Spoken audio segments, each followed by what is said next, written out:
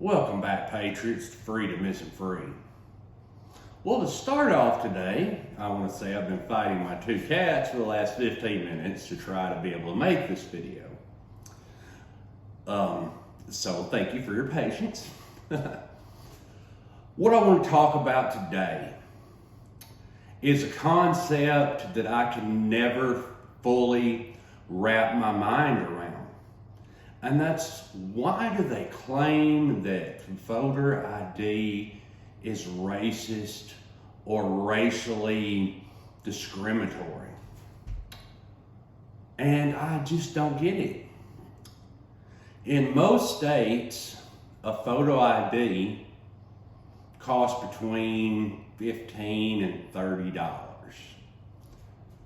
And the only thing you've got to have to acquire that ID usually is a birth certificate, social security card, and one piece of mail with your address on it.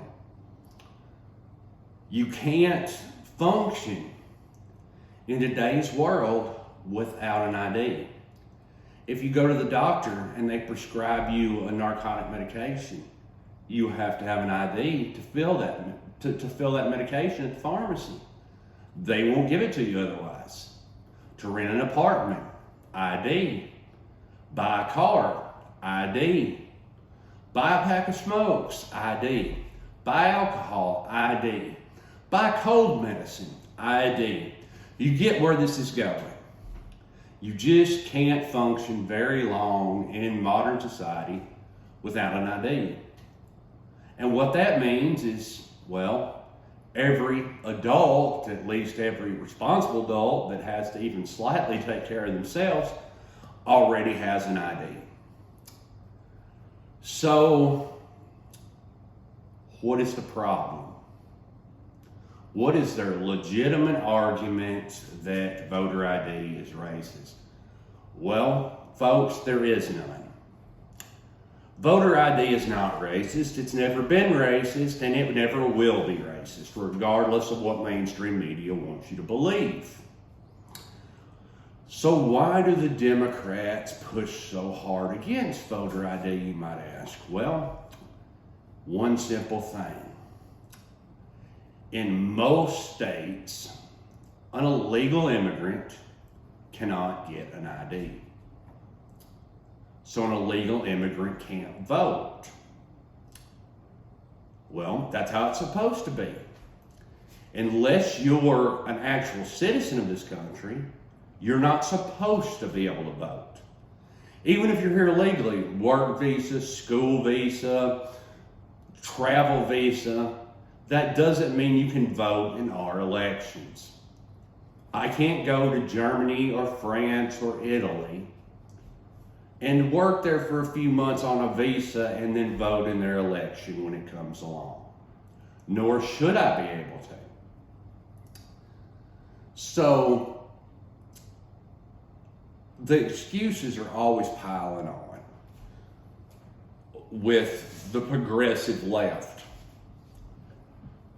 And they think we're done. And that's what it all comes down to.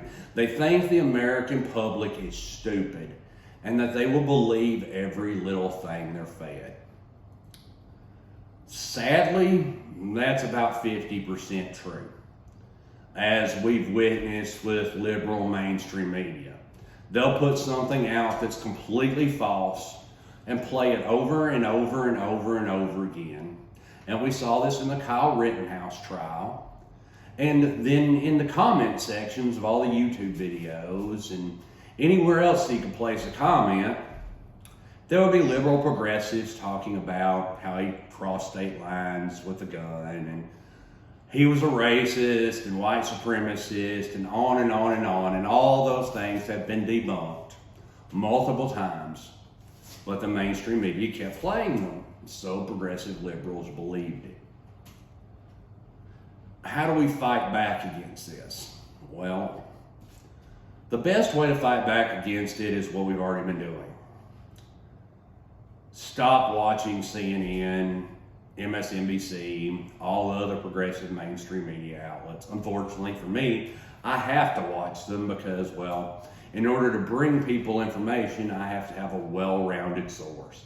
So I watch videos and clips about a certain event from all sides of the spectrum before I come to a conclusion. But most people can't invest this much time to actually dig for the truth, or they don't want to.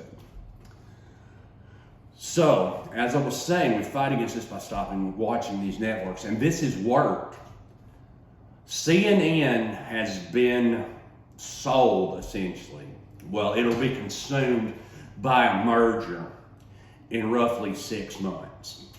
And the new person that's going to be in control of CNN has already put out that the network is going to be drastically revamped because it's massively in the hole. It's in millions and millions and millions of dollars worth of debt. So that worked, and we're winning. But it doesn't feel that way.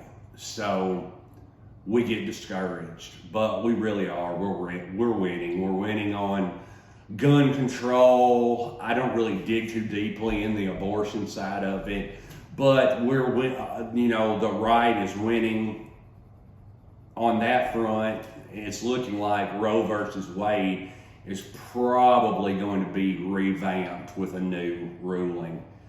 And it's an extremely high probability that we'll get a favorable ruling for the current cases involving 2A in the Supreme Court right now. I'm not going to delve into that because I'm rambling. But anyway, what I want to know is, what is your opinion of voter ID law? Do you think it's racist? And if you think it's racist, please tell us why. And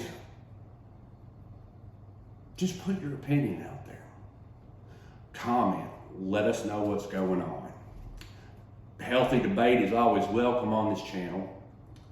And thank you once again. Each day I'm getting new subscribers. If you would, help a disabled vet out. Hit the like button, subscribe, hit that notification bell so you get all our videos. And as always, stay safe out there, stay vigilant. And I'll see you tomorrow, guys.